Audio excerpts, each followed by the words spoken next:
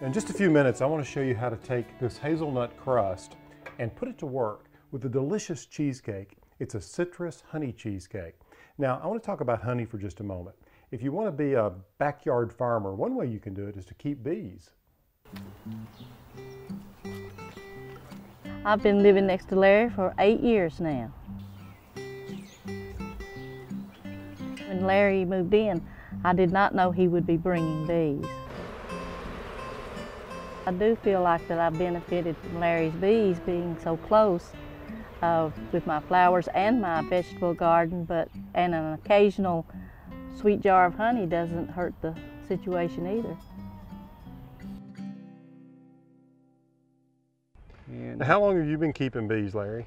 I started helping my granddad when I was about 12 or 13, and I kept bees while I was in high school for 4-H projects. Oh yeah. And that worked out really I was in neat. 4-H, I did chickens. You did the chickens. Yeah. Well, I did demonstrations on bees and beekeeping, Yeah. and made it a lifelong career after that. Well, it's amazing how you can keep bees just in your backyard. You don't have to have a lot of room.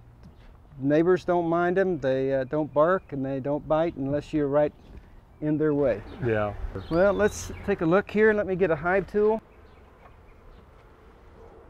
So they're building there's some honey there. Yeah, they've got quite a bit of honey brought in. This was completely empty 2 weeks ago.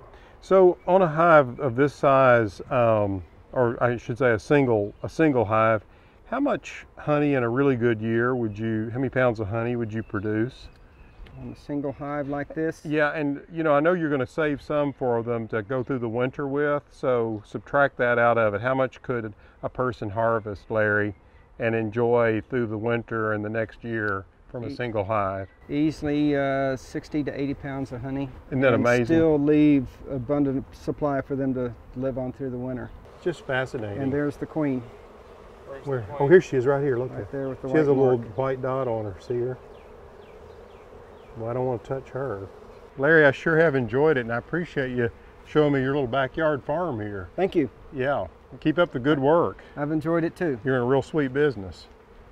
It has been a sweet business for sure. Now I want to show you how to make one of my favorite desserts, cheesecake. Who doesn't love cheesecake? This one is really special because it blends lots of flavors that I really like. For instance, honey and citrus into the cheesecake, and we're going to put all of that on this hazelnut crust. So that's why it's called a honey citrus cheesecake. Now what we're going to start out with, cream cheese. Now what I have here is 1.5 pounds, and that's 3 1-pound sticks of cream cheese, Philadelphia cream cheese. It goes in the blender here. And then I'm taking 1/2 cup of sour cream.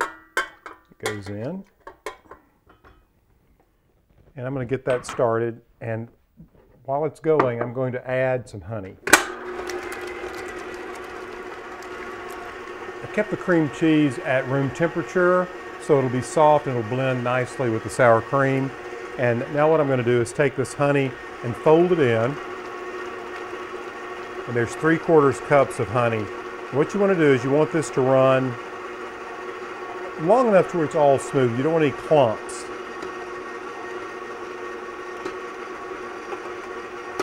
Honey is so beautiful. It has that gorgeous golden color.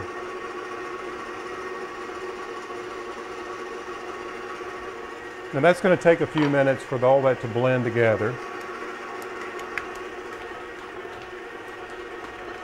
It looks really smooth, so I think I'm going to stop and just let you see how smooth and creamy this is. Okay, so I'm going to lower this because it's time to add the eggs, and I'm going to add 6 egg yolks, of course from our chickens here. And then I'm taking some vanilla. I've got 1 tablespoon of vanilla. And then I have some orange zest. I have 1 tablespoon of orange zest, and I've been working on a tablespoon of lemon zest, I should say, right here, and I'm adding that, and it's time to mix all that together. Well, there we go.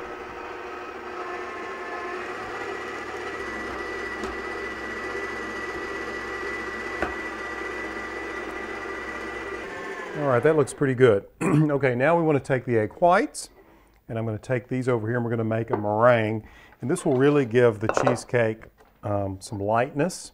So I have those whites from the 6 eggs. What I'm going to do is I'm going to just take this mixer and whip these eggs till they make a meringue and we get little peaks. And at that point I'll start introducing some sugar.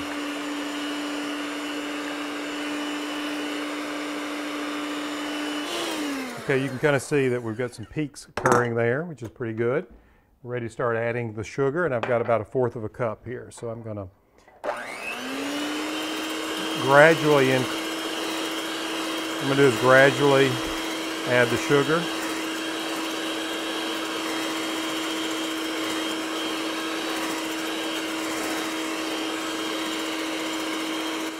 It's amazing what happens when you whip egg whites, because really all you're doing is just introducing air, little tiny air bubbles that causes the egg white to stand up. Of course, now we're sweetening it.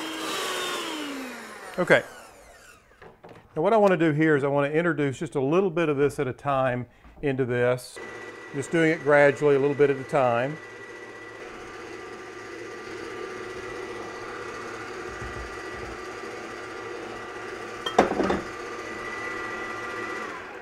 Now we're ready to take it out and pour it into the pan and pop it in the oven. Okay, now all we have to do is pour the batter into this 9-inch springform pan. Ooh, look at that. Good stuff. So I'll pop this in a preheated oven, 350 degrees for about 50 minutes. It'll stay jiggly in the center at the end of 50 minutes. Just turn the oven off and keep the oven door ajar and let it rest in the oven for about 3 hours. Let it cool off and you're ready to serve.